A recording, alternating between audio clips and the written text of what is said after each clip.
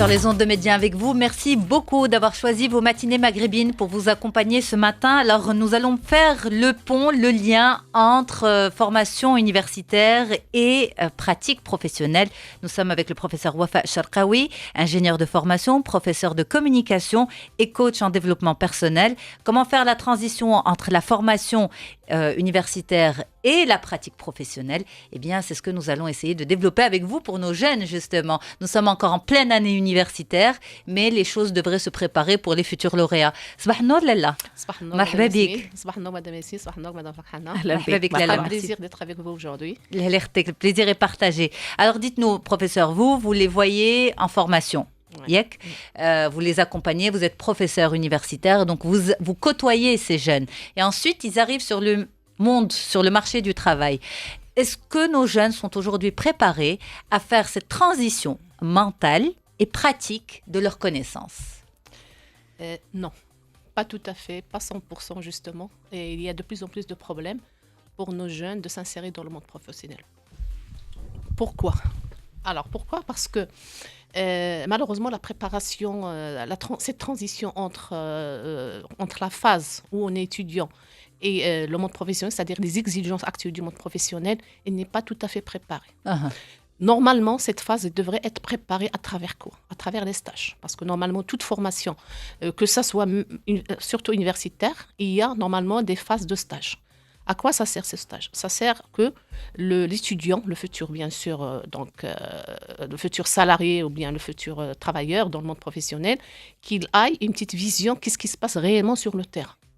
Alors malheureusement, il n'y a pas suffisamment de stages et même les stages actuellement, ils ne sont pas tout à fait, orientés comme il faut. Et les stages ne sont pas pris au sérieux. Ils sont généralement pris comme une manière de valider, c'est-à-dire j'ai fait le stage, donc ça devient d'une manière un peu formelle. Voilà, j'ai fait le stage, c'est ce qu'il faut.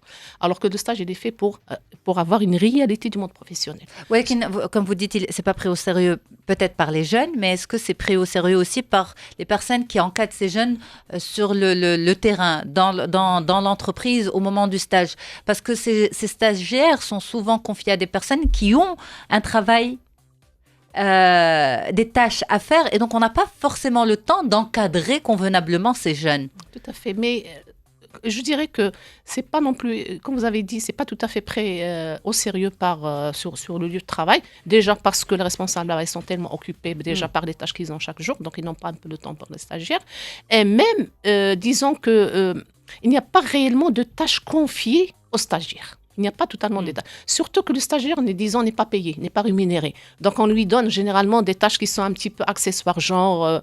ça, je parle de feedback qu'on a généralement des étudiants quand ils reviennent du stage, qu'ils reviennent chez nous. On a un feedback. Généralement, je ne dis pas, bien sûr, on ne généralise pas parce qu'il y a des gens qui ont réellement effectué des stages, c'est-à-dire en bonne et due forme. Mais la majorité, ils disent que, c'était juste un stage pour la forme. On nous a donné des tâches un peu, disons, accessoires, genre faire notre photocopie, genre faire de la saisie sur PC, genre, etc.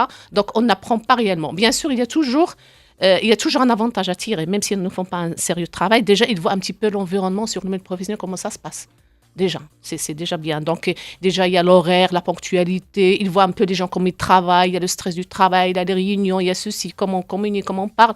Et là, ils se rendent compte, en fin de compte, déjà que ce qui est important, une fois qu'on est sur le monde professionnel, c'est pas seulement les compétences techniques et scientifiques, c'est autre chose. C'est plus le côté humain, c'est plus le côté personnalité, c'est plus le côté communication, c'est le fait de savoir travailler en équipe, c'est le fait de savoir communiquer avec son chef, son supérieur hiérarchique, avec les collègues, avec les collaborateurs, comment avoir cet esprit d'équipe, il y a un tas de choses surtout qui touchent sur le savoir-être.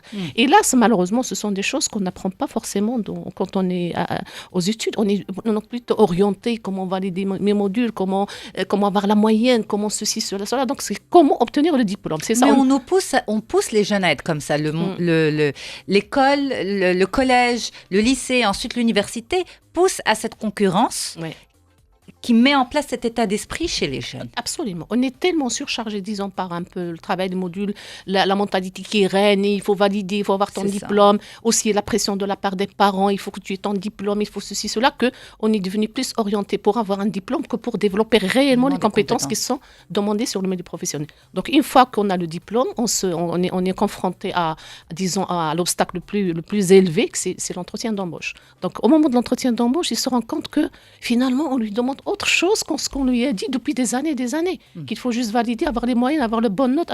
C'est pas forcément parce que j'ai des bonnes notes, je suis excellent, j'étais le majorant que je suis effectivement le mieux inséré le plus rapidement sur le monde.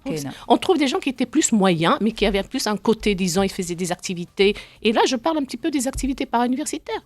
Ce sont des choses qui sont obligatoires et complémentaires. Alors les jeunes maintenant, ils ne s'intéressent pas à ça. Pour eux, ça y est, je vais à l'école, je valide et tout. Mais à côté, nous, on voit, par exemple, moi j'ai une expérience de faire des études en France, on voit que c'est obligatoire une fois que tu es sur le milieu professionnel, sur le milieu universitaire, c'est-à-dire que tu passes aux études supérieures, automatiquement à côté des études, il y a des activités. Il y a des activités, disons, artistiques, culturelles, sportives, associatives, des voyages, et tout ça, ça complète la personnalité. Et là, on n'est pas conscient. On pense que, on n'a pas le temps de faire ça, il faut juste maintenant valider, se consacrer. Mais c'est pas vrai. C'est en parallèle. Moi, je préfère quelqu'un qui est moyen dans ses notes, et en parallèle, il a développé ses personnalités à travers d'autres activités, que quelqu'un qui est forcément concentré que sur ses modules, qui a d'excellentes notes, mais en parallèle, il est incapable ni de communiquer. Ça, c'est la prof qui le dit. Hein. Oui, moi je le dis, et je le dis chaque jour à mes étudiants, je dis, écoutez, qu'est-ce que vous faites en parallèle ? Qu'est-ce que vous faites ? Et par expérience, j'ai le feedback des anciens de mes étudiants qui étaient plutôt moyens dans leur matière essentielle, et à côté, ils étaient ouverts sur d'autres activités, ils étaient mieux après et plus facilement insérés que sur quelqu'un qui était très brillant, très fort, mais juste dans un côté. Le monde professionnel demande beaucoup d'autres compétences qu'un simple note. هل أفهم من كلام حضرتك وأنت الأستاذة الجامعية وتعيشين كل هذه الأشياء يوما بعد يوم، هل أفهم أنه جامعاتنا اليوم أبعد ما تكون عن سوق العمل ومتطلبات العمل؟ وأقول لك وأبرر لك أيضا، سمعت شهادات من طلبة يقولون أنهم التحقوا ببعض المؤسسات ليعملون، فما درسوه وما حصلوا في الجامعات أو في المعاهد لا علاقة له بتاتا بما هو مطلوب منهم في سوق العمل. يعني لا زالت بيننا الهوة كبيرة. أنا متفق معك مدام فرحانة بالضبط في الشيء اللي قلتي. كاينة الهوة. علاش؟ كاينة بزاف الأسباب. أنا نقدر نقول لك بعض الأسباب منها هو أنه أولا الميدان العمل، يعني الموند بروفيسيونيل كيتطور بسرعة يعني كبيرة. يعني هو متجه il est tourné vers l'évolution. Qu'est-ce qui se passe dans le monde? On est dans un monde de mondialisation, de concurrence non seulement locale, mais en concurrence internationale. Maintenant, l'entreprise marocaine n'est pas confrontée seulement à une concurrence locale, on est confronté à une concurrence internationale. Donc, le monde يتسايرهم ما كتسايرش. كتحاول. لا المفروض القاعده العامه في العالم يا تسايرهم يا يمشي عليك. خاصة تسايرهم لان خصنا حنا علاش كنخرجوا لي لوريا، علاش كنخرجوا لي ديبلومي pour être inséré, pour servir justement les domaines où on a besoin. Malheureusement, donc déjà انه le monde professionnel ou les exigences du monde professionnel ça avance très très très vite. Le monde il évolue trop vite, surtout du côté technologique, du point de vue méthode, outils, tout évolue trop vite. Et justement, l'université marocaine n'est pas capable justement de suivre cette évolution, ça c'est d'une part. En plus de ça, il y a juste, on dirait qu'il n'y a pas de pont réel, il y a une certaine coupure, une fracture entre, il n'y a pas de communication, disons, il n'y a pas de coordination entre l'université et entre le monde professionnel. Normalement, il doit y avoir ça. Qu'est-ce qu'on demande? Et il faut que la formation soit adéquate aux exigences réelles. Et ça change tout le temps. Et il y a des efforts qui sont faits sur ce plan-là. Ça veut dire, on essaie chaque fois de mettre des programmes nouvelles, des formations. كاين جامعات كتستضاف سنويا، وحنا استضفناهم ياسمين على محطة ميديا، جامعات اللي انفتحت على شركات كبرى في المغرب وكتطلب منهم أنها يحضروا هذوك الجامعات، هذوك الشركات اللي يدرسوا مع الطلبة وخاصة خريجي السنوات الأخيرة، باش يشوفوا شنو هما المتطلبات ديال هاد الشركات وشنو هما يعني فرص العمل اللي عندهم واللي كيبحثوا عنها. بالتالي هذا أنا تظهر لي على أن هذا النموذج وإن كان قليل ولكن هو السبيل الأمثل أنك تقرب الطالب من الشركة. Mais si tu permets, Farhana, et je ne sais pas ce que vous en pensez, professeur, je pense que ça concerne encore aujourd'hui uniquement des filières qui sont techniques. Tout ce qui est logistique, parce que ce sont justement les métiers actuels, tout ce qui est logistique, tout ce qui est offshoring, etc. Par contre, des formations, on va dire, beaucoup plus de masse, tout ce qui est littérature, droit, etc., celles qui, on va dire, ratissent le plus grand nombre de bacheliers après le bac, c'est celles peut-être qui pose le plus grand problème en termes de compétences douces, de soft skills. Oui, tout à fait. On a toujours besoin de littéraire, on a besoin toujours... Enfin, tous les domaines, on y a un besoin. Simplement, il faut que ces besoins soient adaptés. Par exemple, même pour un littéraire maintenant, n'importe quelle formation, il a besoin des choses qui sont communes à toutes les formations. Genre, par exemple, le côté technique, technologique. L'informatique est devenu un outil indispensable pour tout le monde, y compris n'importe quel domaine où là on travaille, même par exemple dans le journalisme, on a besoin d'outils informatiques. Donc on doit être formé sur ça. On a besoin du côté linguistique. Donc là, on voit les deux côtés là, comme moi je dirais, ce sont des jokers. C'est le côté informatique et le côté linguistique. Et là, il y a un manque réel de point de vue de l'étudiant. On voit de plus en plus d'étudiants qui sont incapables de s'exprimer, de parler correctement et disons, de s'exprimer, de parler, de rédiger, etc., d'être à l'aise dans le côté linguistique, alors que c'est l'outil de communication. Quand vous dites côté linguistique, ça englobe également اللغة العربية compris tout. اللغة العربية الفرنسية والإنجليزية. Ce sont les langues qui sont devenues une nécessité indispensable. Pourquoi ? Parce qu'on est ouvert sur le monde. On doit travailler avec les outils. L'anglais est devenu indispensable. Pourquoi ? Parce que même l'informatique, les côtés technologiques, et toutes les références en anglais, etc. Ça, c'est dans le monde entier, que ce soit même dans les pays européens. L'anglais, il intervient partout. Donc, il faut insister sur le côté linguistique. Pourquoi je soulève cette question de اللغة العربية ? لأن souvent, فاش كنهضروا على les problèmes linguistiques chez nos jeunes aujourd'hui, on fait référence où on pense automatiquement au français et à l'anglais. Mais on oublie que l'arabe aussi représente une réelle difficulté parce que حنا كنهضروا الدارجه ما كنهضروش اللغه العربيه. دونك الشباب ديالنا متمكنين من دارجتهم لان نقدروا نقولوا هي لغتهم الام، ولكن l'arabe classique اللغه العربيه بقواعدها ماشي كلشي كيعرف ليها. On n'a pas une langue, disons, quand on voit un Marocain parler, un jeune, on ne voit pas quelle langue il parle. Il y a un mélange de dialectes, il y a un mélange d'arabe classique, il y a un mélange de français, il y a un mélange d'anglais. C'est-à-dire, on est incapable maintenant de parler une langue tout à fait correcte. Bien sûr, nous, en tant que peuple, que langue officielle, c'est l'arabe, bien sûr, à côté de la mazir, on doit au moins maîtriser une langue. Il n'y a pas de maîtrise tout à fait, ni de l'arabe, ni de français, ni de l'anglais. C'est-à-dire, quand on voit quelqu'un parler automatiquement, et même on a commencé à inventer maintenant des termes en français. C'est-à-dire, un mot en arabe, on le francise, un mot français, on l'arabise. Par exemple, maîtriser chez Haja. Donc, ça commence quelque chose. Donc, on est devenu dans un dialecte, dans un langage qui est tout à fait nouveau, qui est tout à fait de plus en plus nouveau. Il y a des mots techniques qui rentrent, il y a des néologismes, c'est-à-dire des mots qu'on invente selon les régions. Surtout qu'on est dans un pays, donc c'est une richesse, bien sûr. On a plusieurs régions, donc on a plusieurs dialectes, plusieurs accents. Ça peut être une richesse, mais ça peut être aussi un inconvénient parce qu'on est incapable. Mais si vous permettez, la semaine dernière, on a soulevé cette question sur les réseaux sociaux avec Farhana, c'est qu'aujourd'hui, on a remarqué qu'il y a un petit peu ce rejet des autres langues. Wow. Beaucoup de jeunes, par exemple, quand on a une émission comme la nôtre, on parle français, on parle arabe, mais des fois on nous dit « علاش كتهضروا بالفرنساوية؟ هضروا بالعربية. » Alors, mon analyse à moi personnelle de cette situation, c'est qu'aujourd'hui, les lacunes sont telles que la meilleure manière de ne pas voir sa lacune, c'est d'attaquer ceux qui parlent cette langue-là. Si eux la parlent et que moi j'ai du mal avec, on me met face à mon échec. Donc pour que je ne vois pas mon échec, je dois leur dire attention, et presque leur faire douter de leur relation à leur patrie, à leur pays, à leur langue maternelle. Notre identité, notre langue, c'est l'arabe. Il faut qu'on en soit fier. Bien sûr, la mazir, parce que n'oublions pas que le Maroc, alhamdoulilah, on est un peuple qui a plusieurs, etc. Il n'y a pas de problème. La langue officielle, c'est l'arabe, la mazir, on est fier. Mais il faut qu'il y ait une langue de base. C'est notre arabe, notre langue amazir. C'est notre identité. Quand on n'est pas fier de notre langue, et là on le voit malheureusement, les gens intello, ils ont disons un peu honte à parler leur langue arabe, même avec les enfants. Tu trouves les enfants chez eux, ils parlent pas l'arabe, ils n'arrivent pas à se comprendre avec leurs grands-parents. Pourquoi vous dites ils ont honte ? Je sais pas, c'est ce que je remarque. Je vois des gens qui chez eux, avec leurs enfants, et on est arabe, on est marocain, on est amazir, mais ils ne parlent pas chez eux.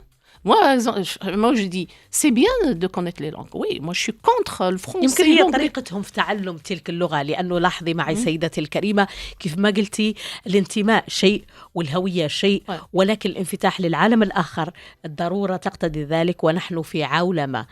يعني لا يمكن الانزواء وحدك وتسد عليك الجدران وتقول أنا هويتي فوق كل اعتبار. لا، العالم منفتح اليوم، يجب أن تخاطب هذا الآخر، يجب أن تبيع وتشتري مع هذا الآخر. الآخر يغزوك غصبا عنك.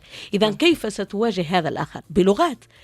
انتمائك شكل وهويتك شكل، هذا لا مساس فيه ولا جدال فيه. وأنا أصلا يا ياسمين أضيف على ما قلته، وهذا انطباعي الشخصي، أنه أي حديث عن الهوية وعن يعني الشرف والانتماء هذا حديث يعني مضحك للغاية، لأنه هذا عالي الفوق، سقفه عالي، لا أقبل المساس به بتاتا. ولكن تعلم لغات أجنبية هذا هو التقدم، لا يعني بتاتا انك انت حشمان من لغتك او هويتك او اصلك. بل malheureusement c'était ça le préjugé، c'est que ما كتهضرش بالعربيه دونك انت حشمان من لغتك. علاش غنحشم من لغتي؟ نعطيك ان اكزامبل، نعطيك مون اكزامبل، je n'ai pas honte de le dire. نعطيك انا مون اكزامبل بيرسونيل. moi à la maison avec mes parents كانوا كيهضروا الدارجه والاسبانيول لانهم قراو en Espagne. أنا مشيت la mission française. خوتي مشاو la mission française. J'ai eu mon bac, j'ai fait des études dans une université américaine. Je suis arrivée à Médien. La majeure partie de mon travail se fait en français. À l'extérieur, ماني إلا بشر كهدر بالدارجة وكهدر بالفرنسوية. Je parle beaucoup en français, mais je suis très trop marocaine. Ouais. Ce que je parle n'a rien à voir avec l'amour que j'ai pour mon pays, l'amour que j'ai pour mes traditions, l'amour que j'ai, le respect que j'ai, le qadassa, ماشي غير le respect, le qadassa اللي عندي pour nos traditions marocaines. Pourtant, à la maison, avec mes enfants, je parle beaucoup français. Mais pour moi, ce n'est pas une honte. علاش؟ لأن malgré tout ça, malgré le fait peut-être de parler beaucoup plus une autre langue que الدارجة، ثقافتي واللي كنقولوا النخاع الشوكي ديال الثقافه المغربيه في الجذور ديالي. دونك ماني خايفه عليك. Voilà, c'est ça. C'est pas parce que je parle une autre langue que je me dis mes filles ne vont pas être marocaines. Mes filles sont marocaines. Le elles sont marocaines.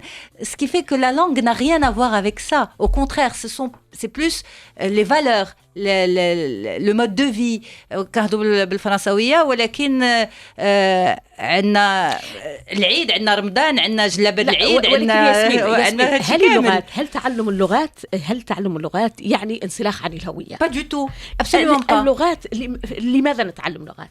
مضطرين نتعلم لغات لننفتح على الآخر، لنتواصل مع الآخر. أنا متفقة معك بالضبط في هالشيء اللي قلت لكم. أنا الناس اللي كتشجع انفتاح اللغات، يعني ولادنا خصو يهضروا الفرنسي، لونجلي، الالماني، كل شيء، اي لغه راه باش تعرف الثقافه باش تكون تفتح. سي اون ريشيس، ولكن خصها تكون عندنا هويه ديالنا، واحد اللغه اللي هي هذه متفقين. بحال مثلا غتمشي مثلا فرنسا كيهضروا لغات، ولكن ملي كيكونوا مثلا تمشي عند لان ما كيهضروش لغات، بالوغ ما كيهضروش الفرنساويه، عندهم لونجلي واخا يقدروا يهضروهم، ولا اسبانيا ولا اي بلاد، ولكن كتلقى معتز بلغته. سي سا. لان انا بالنسبه لي ملي كنهضر لغتي او لا هي اللغه اللي كنربي بها ولادي ولا شي حاجه، يعني انه اعتزاز بهذاك الشيء ديالي. انا كنقول لك هنا اللي كنلاحظوا، انا بالعكس من حدنا كنفتحوا على اللغات. انا هذه كنقولها ونعاودها، كنقولها لي زيتيديون. حنا عندنا اللغه ديالنا الاصل الام، كنقول حنا لا لونغ ماتيرنيل سي نورتنا هي العربيه، خصنا نهضروا بها ونعرفوها باش كتجمعنا، لان اللغه هي واحد الحاجه اللي كتجمعنا. كاين بزاف د الحاجات كيجمعونا، بحال قلتي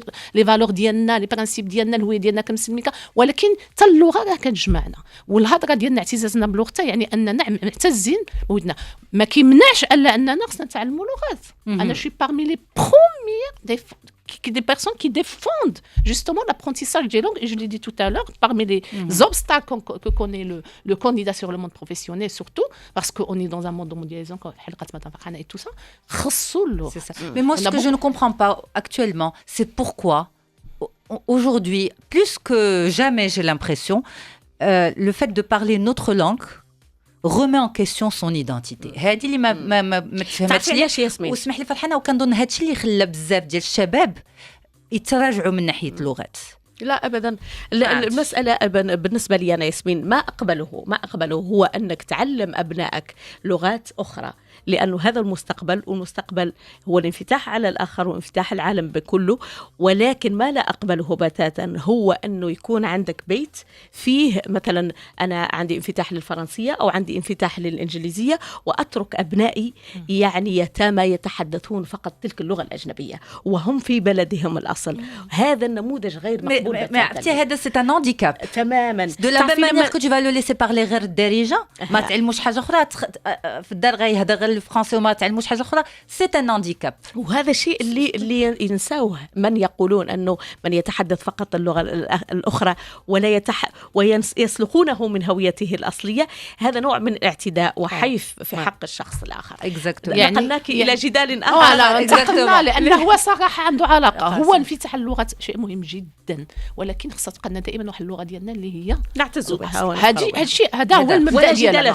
En tout cas, on aura l'occasion de vous retrouver prochainement, j'espère. Vous êtes la bienvenue. Merci beaucoup. C'était très bien d'échanger avec vous. Vous êtes professeur universitaire, coach en développement personnel. Professeur Wafa Sharqawi était avec nous en direct sur Média sur notre page Facebook. À très vite, Lella. Le plaisir est partagé. Merci beaucoup. احنا هضرنا بالفرنسية وبالعربية. ربي يخليك بارك الله فيك. À très vite, au revoir. شكرا.